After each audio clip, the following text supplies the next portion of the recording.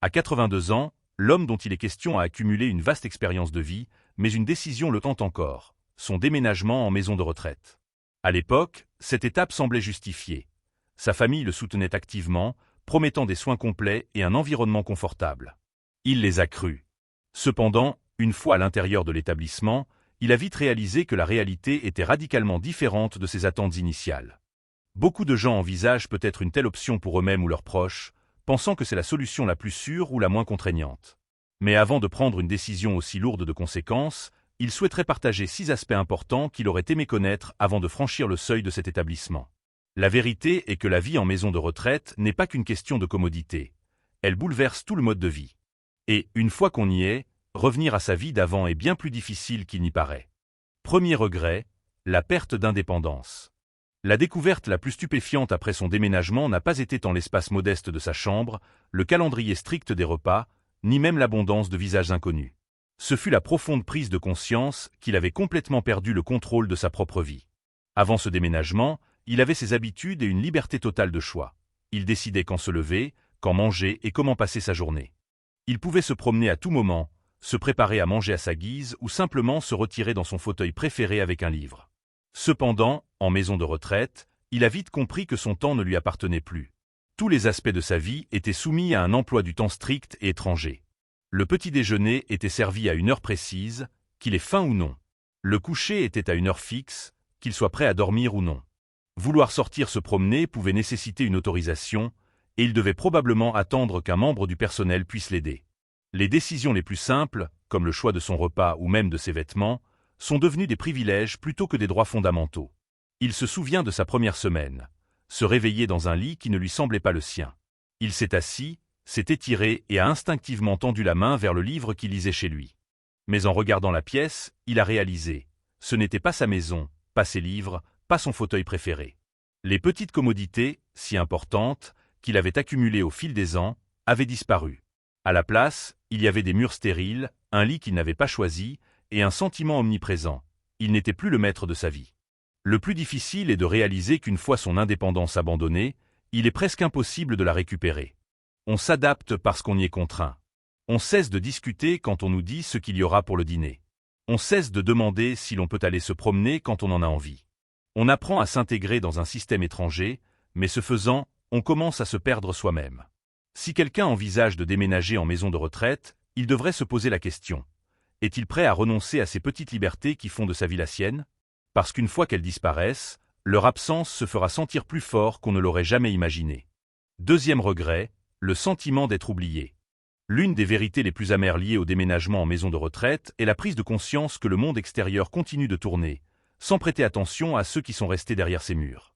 Lorsque la personne âgée est arrivée, sa famille lui a assuré qu'elle viendrait souvent lui rendre visite. Il les a crus, et au début, c'était le cas. Sa fille venait une fois par semaine, ses petits-enfants le week-end, et pendant un temps, il a semblé que le lien avec sa vie d'avant n'était pas rompu. Cependant, au fil des mois, les visites sont devenues de plus en plus rares. Sa fille a commencé à téléphoner au lieu de venir, ses petits-enfants étaient absorbés par leurs études et leur travail. Les fêtes étaient les jours les plus difficiles. Tout le monde promettait de venir, mais pour une raison ou une autre, les plans changeaient toujours à la dernière minute. Et soudain, il s'est retrouvé seul dans la salle commune, observant les autres résidents regarder la porte avec espoir, attendant que quelqu'un se souvienne d'eux aujourd'hui. Ce n'est pas que sa famille ait cessé de l'aimer, c'est juste que la vie suivait son cours. Quand une personne n'est pas là tous les jours, il est facile pour les gens de supposer qu'elle va bien, qu'elle s'adapte, qu'elle n'a pas besoin de tant d'attention. Mais la vérité est que plus une personne reste en maison de retraite, plus il est facile pour son entourage d'oublier son profond besoin de leur présence et de leur attention.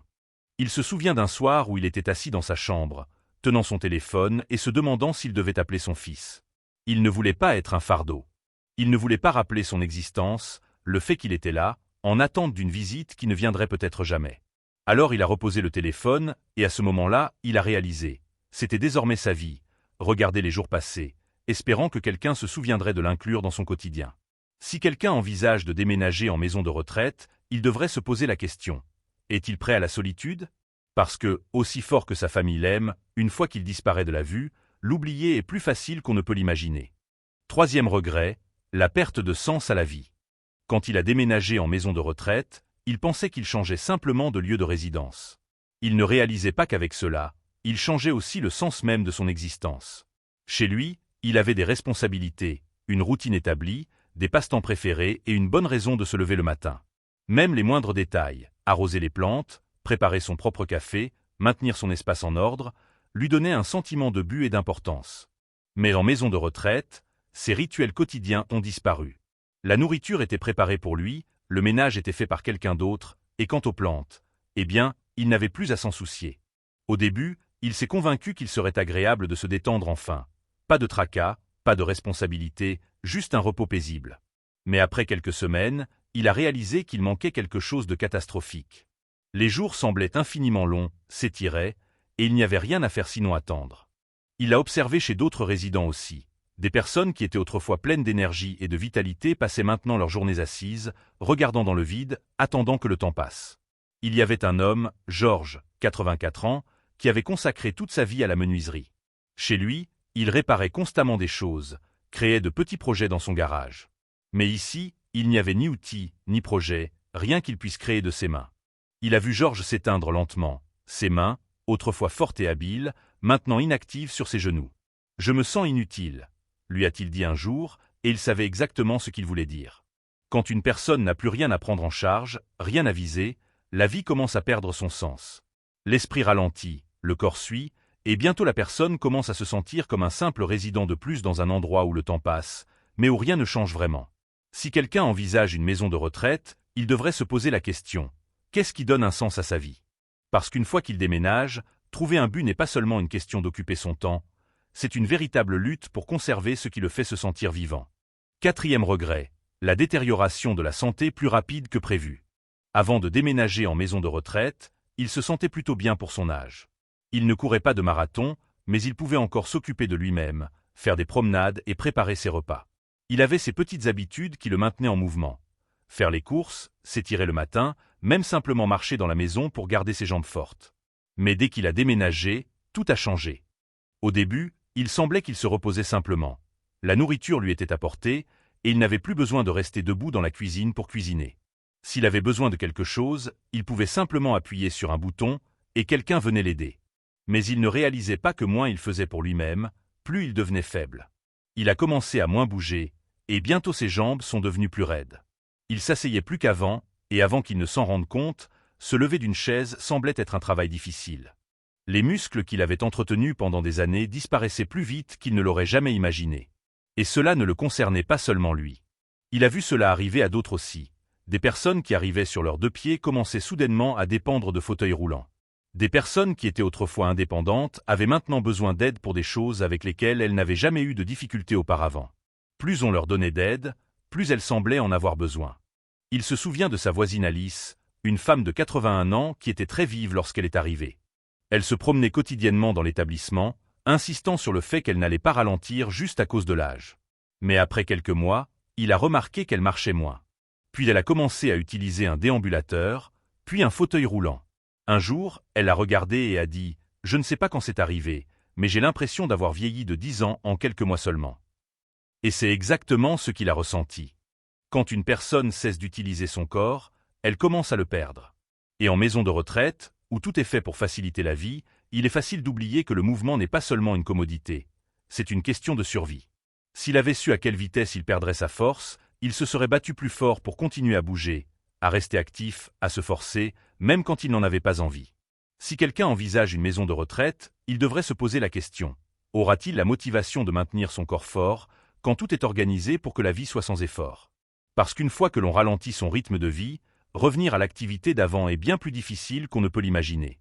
Cinquième regret, la perte d'intimité et de dignité. L'un des aspects qui n'a pas été pleinement pris en compte avant le déménagement en maison de retraite a été la prise de conscience de l'ampleur de la perte d'espace personnel et d'intimité. Chez lui, il avait son propre refuge. Il pouvait fermer la porte de sa chambre, profiter du silence à sa guise et faire ce qu'il voulait. Cependant, en maison de retraite, l'intimité se transforme en un luxe qu'il n'est pas toujours possible de conserver. Dès son arrivée, il a constamment eu l'impression d'être sous surveillance. Le personnel entrait et sortait sans cesse, des vérifications régulières des chambres étaient effectuées, et les espaces communs étaient rarement vides, ne laissant jamais la personne seule. Même des actions simples, comme s'habiller ou utiliser la salle de bain, nécessitaient souvent l'aide de quelqu'un. Il comprenait que le personnel faisait simplement son travail, mais il n'était pas facile d'accepter de l'aide pour des choses qu'il avait faites seul toute sa vie. Il se souvient de sa première semaine, où il luttait avec l'idée de devoir demander la permission pour ce qu'il faisait autrefois sans y penser. Envie de prendre une douche? Il faudra peut-être attendre que quelqu'un puisse l'aider. Besoin d'aller aux toilettes? Parfois, appuyer sur le bouton d'appel signifie attendre plus longtemps qu'on ne le souhaiterait. Même le choix des repas était strictement limité. Si ce qui était proposé au menu ce jour-là ne plaisait pas, eh bien, il fallait s'y résigner. Et puis il y avait le problème des colocataires. Tout le monde n'a pas une chambre individuelle, et partager un espace avec quelqu'un d'autre qu'on n'a pas choisi peut être extrêmement désagréable. Il a eu de la chance avec un voisin de chambre gentil, mais il a entendu des histoires d'autres qui n'ont pas eu cette chance. Certains avaient des voisins bruyants, malpropres ou même ayant des problèmes cognitifs qui rendaient le sommeil presque impossible. Et peu importe à quel point on essaie de rendre sa chambre accueillante, elle ne sera jamais vraiment la sienne. La dignité est quelque chose de difficile à perdre, et il n'a pas réalisé à quel point il devrait renoncer à la sienne avant d'y être. Quand les gens frappent, mais n'attendent pas toujours de réponse avant d'entrer. Quand on vous parle comme à un patient, et non comme à une personne. Quand votre routine est dictée par un emploi du temps que vous n'avez pas créé, cela vous change. Vous commencez à vous sentir moins vous-même et plus juste un nom de plus sur une liste.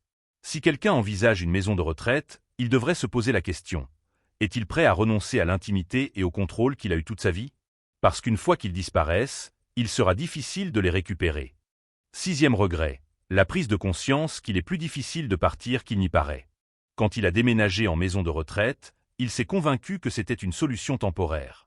Il pensait qu'il essaierait, verrait comment les choses se passaient, et si cela ne lui plaisait pas, il pourrait toujours partir. Mais il n'a pas réalisé à quel point il serait difficile d'en sortir une fois qu'il serait à l'intérieur. Au début, cela semblait simple. S'il n'aimait pas, il rentrerait simplement chez lui. Mais la maison n'était plus la même. Son logement était vide, et le maintenir à distance était devenu difficile. Ses enfants avaient déjà commencé à faire des changements, à vendre des choses qu'il pensait qu'il n'utiliserait pas, envisageant même de louer le logement. Quand il a parlé de revenir, ils ont exprimé des doutes. Es-tu sûr de pouvoir te débrouiller seul? N'est-il pas plus sûr de rester? Nous voulons juste le meilleur pour toi. Et puis il y a eu le problème du déclin physique. Après des mois passés dans un endroit où il n'avait pas besoin de cuisiner, de nettoyer ou même de marcher loin, il n'était plus aussi fort qu'avant. L'indépendance qu'il avait autrefois a commencé à lui échapper, rendant l'idée de rentrer chez lui plus complexe qu'il n'aurait jamais pu l'imaginer. Il n'était pas aussi sûr de sa capacité à vivre seul, et cette peur le retenait. Il a rencontré d'autres personnes qui avaient eu la même expérience. Elles pensaient essayer la maison de retraite pendant un certain temps pour se rendre compte qu'il n'était pas aussi simple de partir qu'elle avait supposé. Plus on reste, plus il devient difficile de s'adapter à la vie à l'extérieur. Certaines personnes ont même complètement perdu cette possibilité. Une fois leur maison vendue ou leurs économies épuisées par les frais de soins, il n'y avait plus de retour en arrière possible. C'est la partie dont personne ne parle. Le déménagement semble être une décision réversible, mais pour la plupart des gens, ce n'est pas le cas. La maison de retraite devient lentement tout le monde de la personne, et avant qu'elle ne s'en rende compte, la vie extérieure qu'elle connaissait autrefois commence à ressembler à un lointain souvenir. Si quelqu'un envisage une maison de retraite, il devrait se poser la question. Est-il prêt à ce qu'une fois qu'il y est, partir ne soit pas aussi simple qu'il le pense? Parce qu'une fois qu'il s'y est installé, les obstacles au départ, qu'ils soient financiers, physiques ou émotionnels, peuvent s'avérer plus difficiles à surmonter qu'il ne l'attend. Reflexions finales. Avec le recul, l'homme ne regrette pas de vieillir, mais il regrette profondément d'avoir cru que la maison de retraite était sa seule option possible. Il y est entré en s'attendant au confort, à la sécurité et à une meilleure qualité de vie. Au lieu de cela, il a découvert un monde qui, lentement mais sûrement, lui a retiré son indépendance, son intimité, son but et même son profond sentiment d'identité. Cela signifie-t-il que toutes les maisons de retraite sont mauvaises? Absolument pas. Certaines personnes ont réellement besoin du niveau de soins et de surveillance constante qu'elles offrent.